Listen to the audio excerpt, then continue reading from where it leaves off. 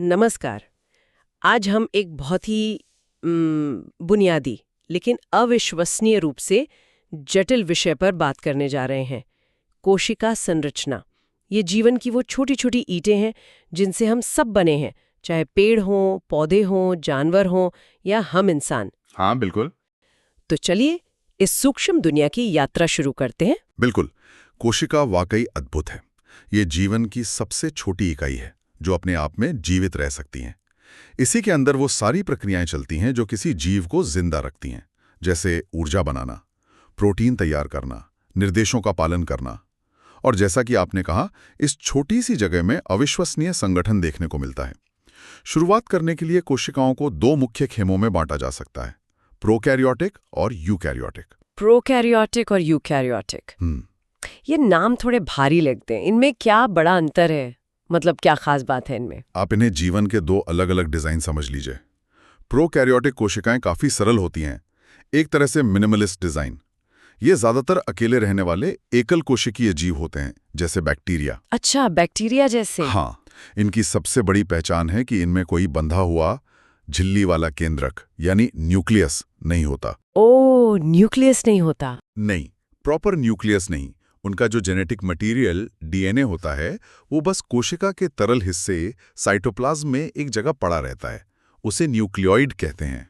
Nucleoid, ठीक है। और इनमें वो अंदरूनी छोटे छोटे कमरे या ऑर्गेनेल भी नहीं होते, जैसे माइटोकॉन्ड्रिया वगैरह। सब कुछ एक ही बड़े कमरे में होता है, समझ लीजिए। अच्छा, तो सब कुछ खुला खुला सा है। हाँ, कोई खास ऑर्गेनाइजेशन नहीं अंदर। हाँ, सापेक्ष रूप से। तो फिर यूकैरियोटिक कोशिकाएं इनसे कैसे अलग हुई और ये बदलाव इतना महत्वपूर्ण क्यों माना जाता है? देखिए, यूकैरियोटिक कोशिकाएं विकास के क्रम में एक बड़ा कदम थीं। ये प्रोकैरियोटिक से कहीं ज्यादा जटिल और बड़ी होती हैं। पौधे, जानवर, फंगस, ये सब यूकैरियोटिक कोशिकाओं से बने हैं। हम सब? अच्छा। हाँ, सबसे बड़ा अंतर है एक असली झिल्ली से घिरा हुआ केंद्रक, मतलब न्यूक्लियस का होना। वो जो प्रोकैरियोटिक में नहीं था। बिल्कुल। ये केंद्रक कोशिका के कमांड सेंटर जैसा है, जहां डीएनए सुरक्षित रूप से रखा जाता है। यही नहीं, यूकैरियोटिक कोशिकाओं में कई तरह के छोटे छोटे अंग यानी ऑर्गेनेल्स होते हैं जो झिल्लियों से घिरे होते हैं और अपने अपने खास काम करते हैं। जैसे किसी फैक्ट्री में अलग अलग डिपार्टमेंट्स होते हैं। हाँ, बिल्कुल सही। यही बंटवारा कोशिका को बहुत ज्यादा कुशल और व्यवस्थित बना देता है। ये फैक्ट्री के डिपार्टमेंट्स वाली बात दिलचस्प है। चलिए यूकैरियोटिक कोशिका के कुछ मुख्य डिपार्टमेंट्स यानी ऑर्गेनेल्स और उनके कामों को समझते हैं। शुरुआत कमांड सेंटर यानी केंद्रक से करते हैं। हाँ, क्यों नहीं। केंद्रक यानी न्यूक्लियस कोशिका का मास्टर कंट्रोल है। इसके अंदर हमारा सारा जेनेटिक ब्लूप्रिंट यानी डीएनए क्रोमोसोम के रूप में सहेज कर रखा होता है। यही डीएनए तय करता है कि कोशिका कब बढ़ेगी, कैसे काम करेगी, कब विभाजित होगी। सारी जानकारी यहीं से निकलती है। अच्छा। अक्सर मैसेंजर आरएनए मतलब एमआरएनए के रूप में, जो फिर केंद्रक से बाहर जाकर बाकी कोशिका को निर्देश देता है। ठीक है। और फिर है माइटोकॉन्ड्रिया, जिसे हम स्कूल से ही पावर हाउस के नाम से जानते हैं। तो पावर हाउस नाम, क्या ये काफी है? मतलब क्या यही इसका मेन काम है? पावर हाउस कहना काफी हद तक सही है, क्योंकि माइटोकॉन्ड्रिया का मुख्य काम कोशिकीय श्वसन यानी सेल्यूलर रेस्पिरेशन के जरिए एटीपी बनाना है। ATP, energy currency. हाँ, एटीपी वो ऊर्जा के सिक्के हैं जिनसे कोशिका अपने सारे काम करती है। लेकिन इनका काम सिर्फ ऊर्जा बनाने तक ही सीमित नहीं है। ये कोशिका के मेटाबॉलिज्म मतलब पदार्थों के बनने टूटने की क्रियाओं को नियंत्रित करने में भी मदद करते हैं। और एक बहुत ही रोचक प्रक्रिया एपोप्टोसिस यानी क्रमादेशित कोशिका मृत्यु में भी इनकी भूमिका होती है। एपोप्टोसिस मतलब सेल का सुसाइड? हाँ, एक तरह से कह सकते हैं। जब कोशिका को सही ढंग से खत्म होना होता है तो उसमें भी माइटोकॉन्ड्रिया का हाथ होता है। और दिलचस्प बात यह है कि इनका अपना खुद का छोटा सा डीएनए भी होता है। अपना खुद का डीएनए माइटोकॉन्ड्रिया के अंदर? ये तो वाकई में कोशिका के अंदर एक और छोटी दुनिया जैसा लगता है। है ना? अच्छा, केंद्रक से निर्देश निकले, माइटोकॉन्ड्रिया ने ऊर्जा दी। अब कोशिका के अंदर चीजें बनती कैसे हैं? मैंने एंडोप्लाज्मिक रेटिकुलम और गोल्जी उपकरण के बारे में पढ़ा है। क्या ये प्रोडक्शन लाइन जैसे हैं? बिल्कुल सही पकड़ा आपने। एंडोप्लाज्मिक रेटिकुलम ईआर और गोल्जी उपकरण, जिसे गोल्जी अपैरेटस भी कहते हैं, ये मिलकर कोशिका की प्रोडक्शन और शिपिंग यूनिट की तरह काम करते हैं।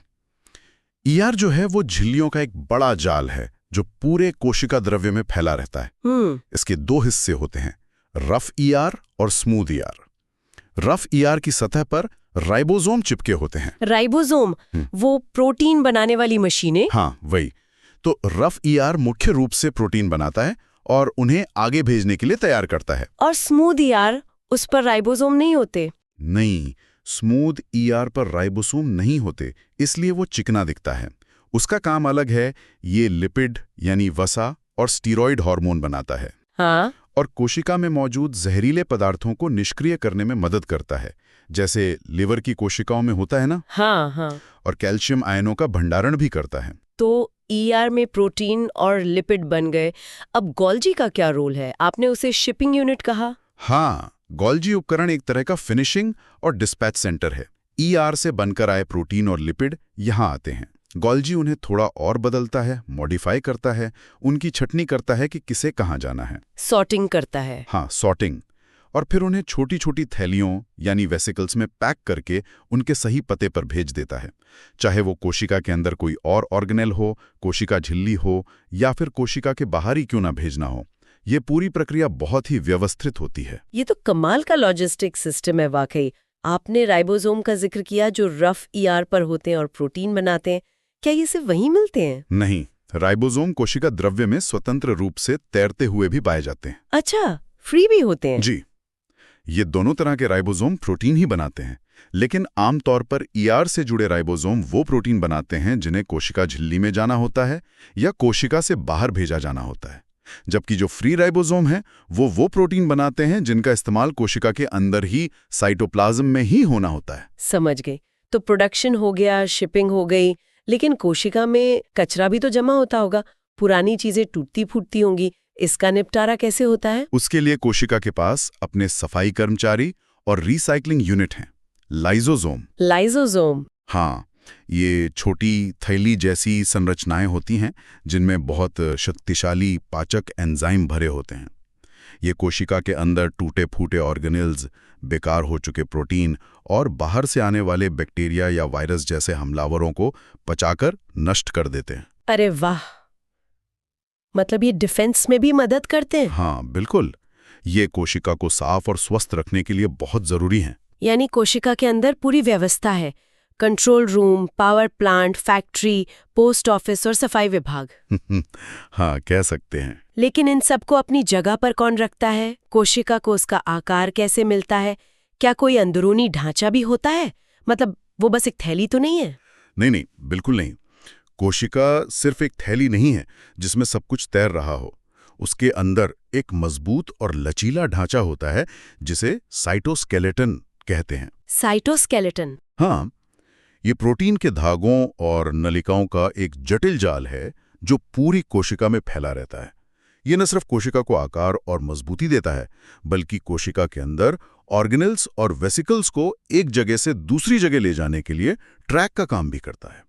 अच्छा, ट्रांसपोर्ट में भी मदद? जी हाँ, कुछ कोशिकाओं में, जैसे हमारी मांसपेशी कोशिकाओं में, साइटोस्केलेटन ही सिकुड़ने और फैलने में मदद करता है। ये बहुत गतिशील संरचना है, स्थिर नहीं। तो ये सिर्फ ढांचा नहीं, बल्कि कोशिका का ट्रांसपोर्ट नेटवर्क और मस्कुलर सिस्टम भी है एक तरह से। बिल्कुल। ये जानना वाकई आकर्षक है कि कैसे ये सभी हिस्से एक दूसरे से जुड़े हुए हैं और तालमेल से काम करते हैं। बिल्कुल। और ये संगठन अलग अलग तरह की यूकैरियोटिक कोशिकाओं में थोड़ा भिन्न हो सकता है। जैसे पादप कोशिकाओं और जंतु कोशिकाओं में कुछ मुख्य अंतर होते हैं जो उनके जीवन जीने के तरीके से जुड़े हैं। हाँ, ये एक महत्वपूर्ण बिंदु है। बताइए ना, पादप और जंतु कोशिकाओं में क्या खास अंतर है? सबसे बड़ा अंतर है कोशिका भित्ति यानी सेल वॉल का। पादप कोशिकाओं में प्लाज्मा झिल्ली के बाहर एक मोटी और मजबूत परत होती है जिसे कोशिका भित्ति कहते हैं। Cell wall? हाँ, ये ज्यादातर सेल्यूलोज से बनी होती है और पौधे को संरचनात्मक सहारा और सुरक्षा देती है। जंतु कोशिकाओं में ये भित्ति नहीं होती। अच्छा, हम लोगों में नहीं होती? नहीं, हमारी बाहरी सीमा सिर्फ प्लाज्मा झिल्ली होती है जो हमें लचीलापन देती है। ठीक है। और दूसरा बड़ा अंतर है क्लोरोप्लास्ट का। पादप कोशिकाओं में ये हरे रंग के ऑर्गेनेल होते हैं जहां प्रकाश संश्लेषण, फोटोसिंथेसिस होता है। हाँ, जिससे वो खाना बनाते हैं। बिल्कुल, सूर्य की रोशनी से भोजन बनता है। जंतु कोशिकाएं अपना भोजन खुद नहीं बना सकती, इसलिए उनमें क्लोरोप्लास्ट नहीं होते। सही। तीसरा अंतर? और तीसरा मुख्य अंतर है रिक्तिका यानी वैक्यूल। पादप कोशिकाओं में अक्सर एक बहुत बड़ी केंद्रीय रिक्तिका होती है। हाँ, वो बड़ी सी खाली जगह दिखती है डायग्राम में। हाँ, वो पानी, पोषक तत्व और अपशिष्ट जमा करती है और कोशिका को अंदर से फुला कर रखती है। इसे स्फीति दाब या टर्गर प्रेशर कहते हैं। इससे पौधे सीधे खड़े रहते हैं।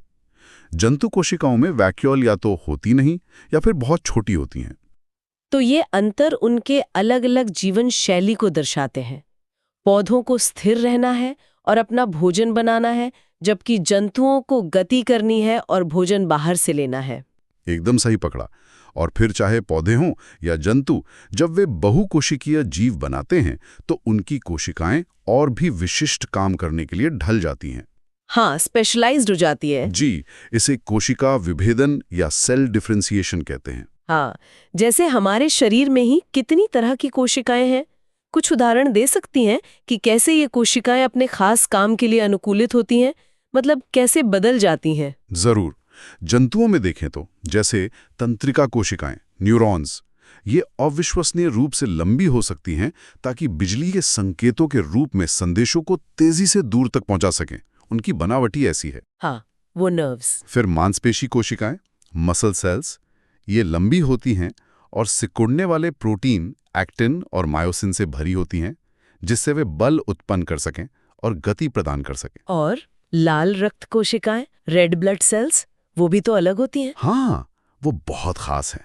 ये छोटी डिस्क जैसी होती हैं और सबसे खास बात, परिपक्व होने पर अपना केंद्रक खो देती हैं। न्यूक्लियस ही नहीं रहता, क्यों? ऐसा इसलिए ताकि वे ज्यादा से ज्यादा हीमोग्लोबिन भर सकें और ऑक्सीजन का परिवहन कुशलता से कर सके। जगह बनाने के लिए। कमाल है, ये तो कार्य कुशलता के लिए एक बड़ा बलिदान है। पौधों में भी ऐसे उदाहरण मिलते होंगे? हाँ, पौधों में भी बहुत हैं। जैसे जाइलम कोशिकाएं, ये लंबी, खोखली और मृत कोशिकाएं होती हैं जो सिरे से सिरा जुड़कर पाइपलाइन बनाती हैं। पानी ले जाने के लिए? हाँ, पानी और खनिज जड़ों से पत्तियों तक आसानी से पहुंच सके। इनकी मोटी भित्ति इन्हें मजबूती भी देती है। या फिर रक्षक कोशिकाएं, गार्ड सेल्स, ये पत्तियों पर पाए जाने वाले छोटे छिद्रों, स्टोमेटा, के दोनों ओर सेम के बीज के आकार की कोशिकाएं होती हैं। स्टोमेटा, जिनसे गैस एक्सचेंज होता है। बिल्कुल। ये गार्ड सेल्स पानी की उपलब्धता के आधार पर अपना आकार बदलकर उन छिद्रों को खोल या बंद कर सकती हैं। इससे गैसों का आदान प्रदान नियंत्रित होता है। तो ये स्पष्ट है कि कोशिका सिर्फ जीवन की इकाई ही नहीं है, बल्कि एक अविश्वसनीय रूप से अनुकूलनीय इकाई भी है। जरूरत के हिसाब से अपना रूप और काम बदल सकती है। सही कहा। इस पूरी चर्चा को समेटे तो मुख्य बातें क्या होंगे, मतलब की टेकअवेज? मेरे ख्याल से 3 मुख्य बातें हैं। पहला, 2 बुनियादी डिजाइन। जीवन कोशिकाओं पर आधारित है और ये कोशिकाएं मुख्यतः 2 तरह की हैं, सरल प्रोकैरियोटिक और जटिल संगठित यूकैरियोटिक। ठीक है। यूकैरियोटिक कोशिकाओं की शक्ति उनके अंदरूनी बंटवारे यानी ऑर्गेनेल्स में है। केंद्रक, mitochondria, ER, Golgi, lysosome, cytoskeleton, ये सब मिलकर एक कुशल मशीनरी की तरह काम करते हैं। फैक्ट्री के डिपार्टमेंट्स। हाँ, और तीसरा, विशिष्टता और अनुकूलन। बहुकोशिकीय जीवों में यही कोशिकाएं खास काम करने के लिए आश्चर्यजनक रूप से बदल जाती हैं, जिससे ऊतक, अंग और पूरा जीव बनता है। ये सब जानना वाकई दिमाग खोल देता है। कैसे प्रकृति ने इतनी छोटे पैमाने पर इतनी जटिलता और कार्यकुशलता हासिल की है, ये हमें सोचने पर मजबूर करता है। बिल्कुल।